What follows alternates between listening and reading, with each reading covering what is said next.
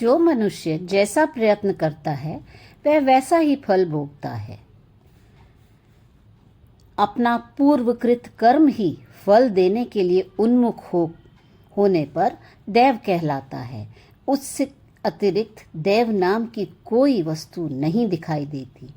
पुरुषार्थ दो प्रकार का है, एक शास्त्रानुमोदित और दूसरा शास्त्र विरुद्ध। इन दोनों में जो शास्त्र विरुद्ध पुरुषार्थ है वह अनर्थ का कारण होता है और शास्त्र अनुमोदित पौरुष परमार्थ वस्तु की प्राप्ति में कारण है।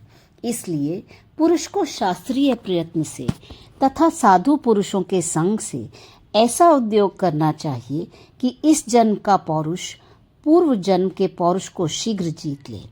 अपने उत्तम पुरुषार्थ का आश्रय लेकर दांतों से दांतों को पीसते हुए पुरुष को अपने शुभ पौरुष के द्वारा विघ्न करने के लिए उद्यत पूर्व जन्म के अशुभ पौरुष को जीत लेना चाहिए।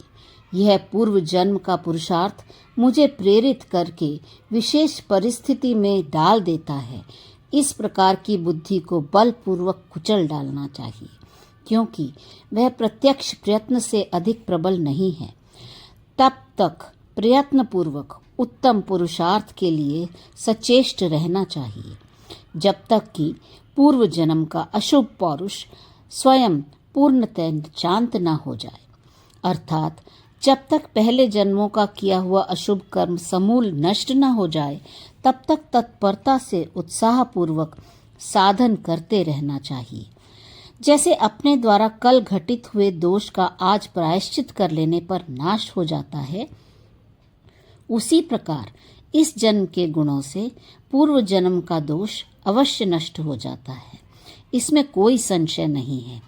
पूर्व जन्म के अशुभ या दुखदायक प्रारब्ध को इस जन्म के शुभ कर्मों से विशुद्ध एवं पुष्ट हुई बुद्धि के द्वारा तिरस्कृत करके संसार सागर से पार होने के उद्देश्य की सिद्धि के लिए अपने भीतर दैवी संपत्ति के संग्रह से के निमित्त सदा यत्न करना चाहिए। उद्योग शून्य आलसी मनुष्य गधों के समान गए बीते हैं। अतः स्वयं भी उद्योग छोड़कर उन्हीं की श्रेणी या तुलना में नहीं जाना चाहिए। शास्त्र के अनुसार किया हुआ उद्योग इहलोक और परलोक दोनों की सिद्धि में कारण है। मनुष्य को पुरुषार्थ रूपी प्रयत्न का आश्रय लेकर इस संसार रूपी गड्ढे से स्वयं बलपूर्वक निकल जाना चाहिए। अपने शरीर को प्रतिदिन नाश होता हुआ समझें। पशुओं के समान आचरण का त्याग करें और सत्पुरुषों के योग्य आचार व्यवहार का आश्रय लें। जैसे कीड़ा घाव में पीप आदि का आस्वादन करके ही अपना जीवन समाप्त कर देता है, उसी तरह मनुष्य को घर में स्त्री अन्न पान आदि द्रव युक्त एवं कोमल तुच्छ पदार्थों का किंचित आस्वाद लेकर संपूर्ण पुरुषार्थ के साधनभूत आयु को भस्म नहीं कर देना चाहिए। शुभ पुरुषार्थ से शीघ्र ही शुभ फल की प्राप्ति होती है और अशुभ पुरुषार्थ से सदा अशुभ फल ही मिलता है। इन शुभ अशुभ पुरुषार्थों के सिवा दैव नाम की दूसरी कोई वस्तु नहीं है। इसलिए पहले पुरुषार्थ के द्वारा विवेक का आश्रय लेकर आत्मज्ञान रूपी महान प्रयोजन वाले शास्त्रों का विचार करना चाहिए। जो शास्त्र के अनुसार अपनी श्रवण मनन आदि चेष्टाओं द्वारा साधन नहीं करते और चित्त में विषयों का ही चिंतन करते रहते हैं, उन मूढ़ पुरुषों की अत्यंत दूषित भोगेच्छा को धिक्कार है। पूर्वोक्त पुरुष प्रयत्न यदि सत शास्त्र के अनुकूल तथा सत्संग और सदाचार से युक्त होता है तो वह परम साक्षात्कार रूप अपने फल को देता है। यह उसका स्वभाव है, अन्यथा उससे परम साक्षात्कार रूपी परम फल की सिद्धि नहीं होती। यही पौरुष का स्वरूप है। इस प्रकार व्यवहार करने वाले किसी भी पुरुष का प्रयत्न कभी विफल नहीं होता। बाल्यावस्था से लेकर भली भांति अभ्यास में लाए हुए सत शास्त्रानुशील और सत्पुरुषों के संग आदि सद्गुणों का द्वारा पुरुषार्थ करने से परम स्वार्थ रूप परम साक्षात्कार प्राप्त होता है। इस प्रकार प्रत्यक्ष देखी हुई, अनुभव में आई हुई, सुनी हुई और साधनों द्वारा प्राप्त की हुई परमार्थ वस्तु को जो लोग देव के अधीन मानते हैं, उनकी बुद्धि कुत्सित है और वे साधन से नष्ट भ्रष्ट हो गए हैं। निरंतर कल्पित क्रीड़ाओं के कारण अत्यंत चंचलतापूर्ण बाल्यावस्था के व्यतीत हो जाने पर जब बाहुदंड से अलंकृत यौवन अवस्था का आरंभ हो जाए, तभी से मनुष्य को पद पदार्थ के ज्ञान से विशुद्ध बुद्धि होकर सत्पुरुषों के संग से अपने गुणों और दोषों का विचार करना चाहिए। तात्पर्य यह है कि विचार पूर्वक दोषों को त्याग करके गुणों को ग्रहण करना चाहिए। श्री वाल्मीकि जी कहते हैं, भरद्वाज मुनिवर वशिष्ठ के इस प्रकार प्रवचन करने पर वह दिन व्यतीत हो गया। सूर्यदेव अस्तांचल को चले गए तथा उस सभा के लोग वशिष्ठ जी को नमस्कार करके सायंकालिक कृत्य करने के लिए चले गए और रात्रि व्यतीत होने पर पुनः सूर्यदेव की किरणों के साथ ही उस सभा भवन में आ गए।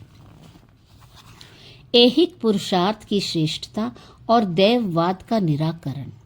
श्री वशिष्ठ जी कहते हैं, श्री राम पूर्व जन्म के पौरुष से भिन्न देव कोई वस्तु नहीं है, इसलिए मैं देव के अधीन हूँ, कर्म करने में स्वतंत्र नहीं हूँ। ऐसी बुद्धि या विचारधारा को सत्संग तथा सत्शास्त्र के अभ्यास द्वारा मन से दूर करके जीवात्मा का इस संसार सागर से बलपूर्वक उद्धार करें। जैसे जैसे प्रयत्न होगा वैसे ही वैसे शीघ्रतापूर्वक फल प्राप्त होगा। इसी का नाम पौरुष है। पूर्व जन्म के उस पौरुष को ही कोई देव की संज्ञा देना चाहे तो दे सकता है। जो तुच्छ विषय सुखों के क्षणिक लोभ में फंसकर उस पूर्वकृत पौरुष या देव को वर्तमान जन्म के पुरुषार्थ द्वारा जीतने का प्रयत्न नहीं करते और सदा देव के भरोसे बैठे रहते हैं, वे दीन, पामर और मूढ़ है। पूर्व जन्म के तथा इस जन्म के पुरुषार्थ दो भेड़ों की तरह आपस में लड़ते हैं। उनमें जो भी बलवान होता है वही दूसरे को क्षण भर में पछाड़ देता है। इस जन्म में किया गया प्रबल पुरुषार्थ अपने बल से पूर्व जन्म के पौरुष या देव को नष्ट कर देता है और पूर्व जन्म का प्रबल पौरुष इस जन्म के पुरुषार्थ को अपने बल से दबा देता है। पूर्वकृत कर्मों के फल स्वरूप प्रारब्ध और वर्तमान जन्म के पुरुषार्थ, इन दोनों में वर्तमान जन्म का पुरुषार्थ ही प्रत्यक्षतः बलवान है। इसलिए अधिकारी मनुष्य को पुरुषार्थ का सहारा लेकर सत्शास्त्रों के अभ्यास और सत्संग द्वारा बुद्धि को निर्मल बनाकर संसार सागर से अपना उद्धार कर लेना चाहिए।